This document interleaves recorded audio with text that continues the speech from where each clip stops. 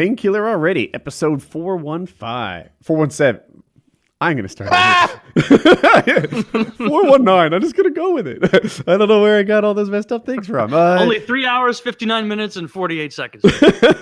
We're on Discord. We are. I think I've got. That's your guys' Christmas gift. We heard you. Yeah. Yeah, we've been, I guess, working on it for a couple of weeks. It's been off and on. Chisey's been working on it for months. I don't know what he was up to, but he's been at it, waiting for something. What do you think the best weapon amongst the sports equipment is? How would the hockey stick fare if we're going zombie hunting? So, like football, you don't have anything physical. I guess a helmet. No, but the pads would be very helpful.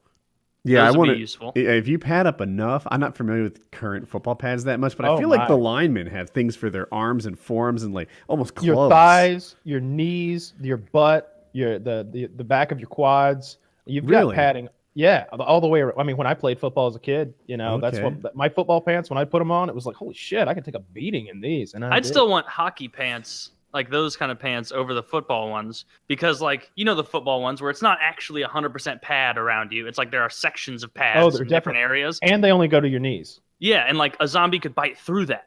Totally. And so that seems like a little bit of false security. But I feel like of the sports things, the hockey stick would break too easily. Like you get too into it and you just I'm thinking baseball bat. Fastening a hockey skate to a baseball bat, making like some kind of makeshift axe, a war axe, a good thing. Because I feel like the baseball bat's going to be strong enough that it's not going to shatter. I am erect all the time. I don't think the Pizzagate thing even comes close to the saying Sandy Hook didn't happen. That's got to be the worst thing he's ever done, right? Some people, and I might be one of them, hold him partially responsible for the guy going into Comet Pizza with a gun looking to solve the problem. I mean, that guy was a patriot. Let's be real. That guy didn't go in there. Look, I mean, if you really dissect that thing down, that guy didn't go in there he didn't hurt anyone, okay? Point A. Point B, he was there to do good, okay? If any of us actually believed, and this guy clearly did, that there were children being held in there, we might do a similar thing. We'd probably just call the cops. Probably. I think I'd call the authorities. Yeah, the authorities might need to be involved. But here's a patriot who takes matters into his own hands. He's tired of that bloated law enforcement budget. He doesn't want to give another feather in their corrupt caps. He's going in there like Captain America himself, and he's going to do some good.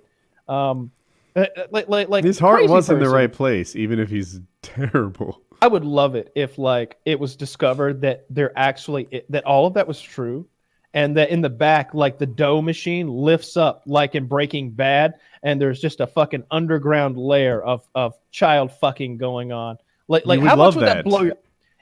Tell us more, Kyle. What would be your favorite part about all the child fucking? I would not have a favorite part. How we put a stop to it. Of there you go. The justice, and how would you decorate this room that you like so much? It would always be Christmas. Man, smallpox is a disease that the name is not nearly scary enough for what happens when that starts happening. Yeah, they should not even pox, something scarier than that. Well, I don't know. We have chicken pox already, and if it's worse than chicken pox, and I think that it is, devil pox. Well, I was gonna go with eagle pox. Oh, falcon pox, pigeon pox. I don't know why I'm sticking with poultry here, like maybe terror pox, something like that. Because Google smallpox images, and you'll see that's you're gonna call them terror pox, and you need to change chicken pox too to like fun pox. What are the worst things on Earth? The worst things on Earth? Cancer pox, AIDS pox, Lena Dunham pox, steroid clitoris pox. Lena Dunham, who's that? She's this unfunny lady, overrated lady who pretends to be funny on the internet. I was crying when I met you. Now I'm dying to forget you. Come on. That's gold. I guess he should be allowed to rape. Look, some people are talented. Thank you. Yeah, my dad had a trailer that he rented out when I was a kid, and then like those people, we finally got rid of those awful tenants, and he wheeled the trailer way back in the field and was just essentially abandoned it. And so my cousin would go in there, and that was like a little fun house, like a little clubhouse. It's essentially a home that we turned into our clubhouse, which was cool. And then like Dad was, we don't care. I don't care what you do with it. It's garbage now. We could We're not allowed to burn it legally, but eventually we just need to get rid of it. But if it catches fire, that's fine. that was kind of understood.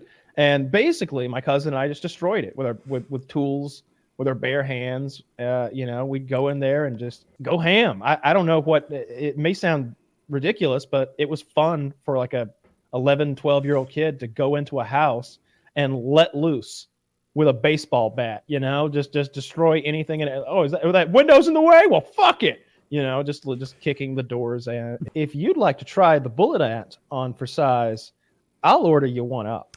I don't want to play. Don't call me on my shit talking, Kyle. It's impolite. Anytime, I'll pay the $600 to get the queen bullet ant and the 5 workers and $100 an ant. Well, you basically get a colony. I'll send him one soldier ant, and then I'll farm myself up enough over here and sell them online and recoup my money. Can you imagine the panic you'll feel one day when inevitably you walk into that room and there are no more ants? And they burn the house to the ground. Yeah, you would genuinely have to. I don't know what you would do. I guess bug bomb the house. Christopher Hitchens get waterboarded like in some YouTube video years ago. Yeah, and he like lasted 3 seconds before it was like getting up, and that is a torture method that watching it doesn't look bad at all, but experiencing it seems like it would just be a panic. Like you're in total blackness, all of your orifices just full of water and like a wet rag.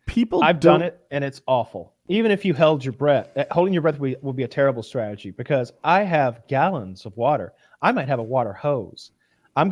You're elevated, head down, rag over your nose and mouth, and the water's going to keep pouring. So hold your breath until you're completely out of oxygen. Then you're going to start gasping, and it's going to be twice as bad as it would have been if you'd just been fighting for air with oxygenated blood this entire time. Now you're completely out of oxygen. Now you need as much as you can get. You're at a panic level, and you're really sucking water into your nose and throat and mouth and down your lungs. And now you're coughing, and you're not even getting enough to barely keep. You might go unconscious. You know who didn't sign titties? Lincoln. I was going to say Hillary. Yeah, because, Hillary probably has. But Lincoln, it's theorized by people guessing on the internet that he was gay. I think he wasn't gay. It's just that sharing a bed with a dude was more common back then. I didn't even know that story. I took a sentence I'd read years ago, threw it out there as if it was fact. I think FDR might have been gay. His wife definitely was gay. Yeah, he was a bottom. Yeah, his wife was top though. I don't think you understand how this works. His wife was definitely gay. Huh. I mean, if Lincoln wanted to fuck you, he would have fucked you. He was like 6'6" and gangly and quite the wrestler. Wrestler. They don't tell you about how all of those wrestling matches ended.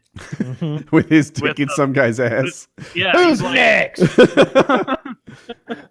Everybody agree I'm the best, right? Yes, sir. You're the president. 10 minutes from now, I'm gonna come in this ass. Just pumping, stinky, hairy presidential nuts swinging in the Illinois sun. Yeah, you about to get some 17th century cock, boy. How does the not 17th century? Right, not 17th century, no. You know how people always are like joke about how Kwanzaa is not a real holiday? Mm. Yeah. Turns out the dude who I guess invented, for lack of a better word, Kwanzaa, one of like the founders of Invented's a solid word, maybe. Invented it. Yeah, sure. Well, at some point someone invented Christmas, I guess. Made up.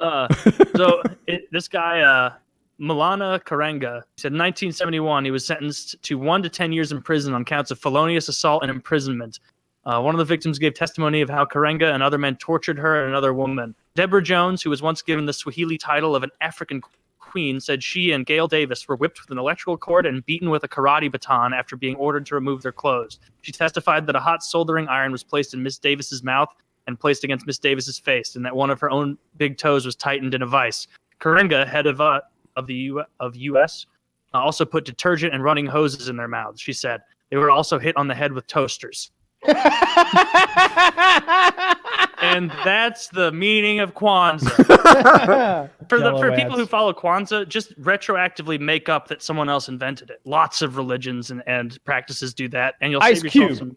Dude, Yeah, say Ice Cube did it. You PKA 419.